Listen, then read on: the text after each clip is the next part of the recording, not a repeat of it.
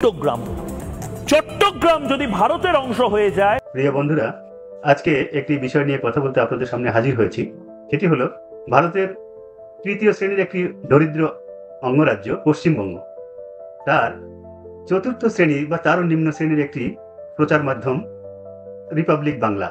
আর সেই রিপাবলিক বাংলার একজন উপস্থাপক নামধারী হকার, বাংলাদেশে যাদেরকে হকার বলে, বাসে ট্রেনে বা হাট বাজারে তাদের পণ্যের গুণগত মানটি প্রচার করার জন্য যে বাকপটুতা দেখায়, এরকম একজন হকার, যিনি কথায় কথায় শাখা মৃগের মতো লাফালাফি করেন, তার পিছনে যদি একটি লেজ লাগিয়ে দেওয়া যেত তাহলে কিন্তু তাকে অবলীলায় হনুমান বলা যেত বা তাকে শাখা মৃগ বলা যেত।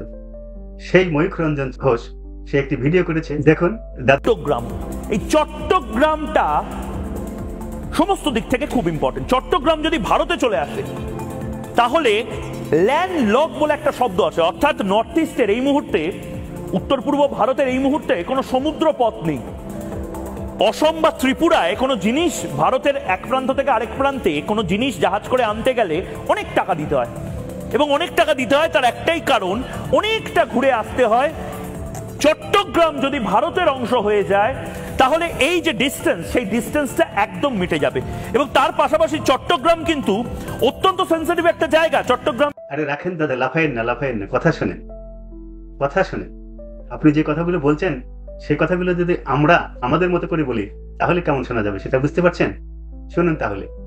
আপনি বাংলাদেশের চট্টগ্রাম অঞ্চলকে ভারতের অন্তর্ভুক্ত হলে আপনাদের সুবিধা হবে এ কথা বলছেন, আপনাদের ল্যান্ডলক ছুটে যাবে এ কথা বলছেন, আপনাদের পূর্বাঞ্চলীয় যে সেভেন সিস্টার্স তাদের সাথে সামুদ্রিক যোগাযোগ স্থাপিত হবে এ কথা বলছেন। আমি যদি বলি আপনাদের চিকেন নেককে আমরা জবাই করব, তারপরে আপনাদের চিকেনটার দেহকে খণ্ড বিখণ্ড করে হরিলুট করব। 1905 সালের বঙ্গভঙ্গ অনুযায়ী পূর্ববঙ্গ ও আসাম প্রদেশ ঢাকাকে নিয়ে গঠিত হয়েছিল। আমরা সেটিকে এক্সটেনশন করে সমগ্র বাংলা এবং আসাম এগুলো আমরা নিয়ে নেব। আর এই মুরগির দেহের অবশিষ্ট অংশ ছোঁয়া মেরে নেওয়ার জন্য আশেপাশে কিন্তু অনেক ঈগল আছে, অনেক চিল আছে, শকুন আছে, আমরা তাদেরকে ভাগ দিয়ে দেবো, অসুবিধা নেই। তো আপনারা কি সেটা চান? আমরা ভূস্বর্গের যারা দাবিদার তাদেরকে দিয়ে দেবো। আমরা কথা বললে আপনার মনে কেমন লাগবে দাদা? নিশ্চয়ই খারাপ লাগবে, তাই না? অবশ্যই খারাপ লাগবে। তা আপনি হকারি করেন, আপনার কাজ হলো হকারের মতো মলম বিক্রি করা। আপনি একজন হকার, ইতিমধ্যে আন্তর্জাতিক পরিচিতি পেয়ে গেছেন, হকার সাংবাদিক। তো হকার তার পণ্য বিক্রি করার জন্য তবুও কিছু মানসম্মত কথাবার্তা বলে, যুক্তিগ্রাহ্য কথাবার্তা বলে। আপনি তো সেটিও জানেন না। একটি স্বাধীন সার্বভৌম দেশের একটি অঞ্চলকে বিনা উস্কানিতে আপনি আপনার দেশের সাথে সংযুক্ত করার জন্য আপনি উস্কানিমূলক কথাবার্তা বলছেন। এটি আন্তর্জাতিক আইন অনুযায়ী অপরাধ। এটি পারস্পরিক সম্পর্কের ক্ষেত্রে, দুটি দেশের দ্বিপাক্ষিক সম্পর্কের ক্ষেত্রে অপরাধ। এটি সাধারণ বিবেকবান মানুষের জন্য এই কথাটা উচ্চারণ করা অপরাধ।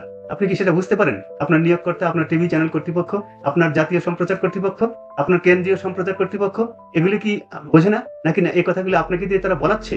যদি সেটি বলিয়ে থাকে তবে এটি তো গভীর ষড়যন্ত্র।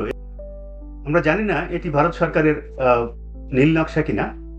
অবশ্য সন্দেহ করার যথেষ্ট কারণ আছে, কারণ বর্তমানে উগ্র হিন্দুত্ববাদী যে নরেন্দ্র মোদীর শাসন, তারা অখণ্ড ভারতের স্বপ্ন দেখছে, সেটার একটি আগাম পূর্বাভাস এটা কিনা সে ব্যাপারে সন্দেহ করার যথেষ্ট কারণ রয়েছে। এর বিরুদ্ধে আমাদের সরকার, আমাদের প্রতিরক্ষা বাহিনী, আমাদের সরকারের তীব্র প্রতিবাদ জানানো উচিত। আমাদের জনগণের ফুঁসে ওঠা উচিত। আমাদের দেশপ্রেমিক জনগণ, সেনাবাহিনী এবং সরকারের প্রতি আবেদন থাকলো এটি দ্রুত এর চরম প্রতিবাদ জানিয়ে এর উপযুক্ত ব্যাখ্যা চাইতে হবে। এই চ্যানেলকে, এই উপস্থাপককে জবাবদিহিতার আওতায় আনতে হবে।